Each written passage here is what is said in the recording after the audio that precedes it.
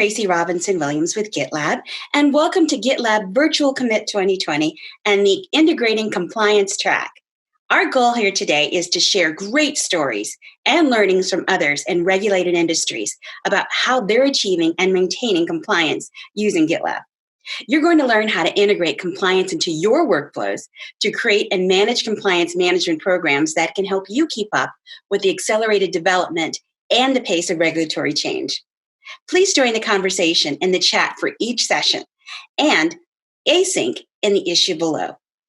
Remember, whoever you are, wherever you are, whatever you do, you belong here.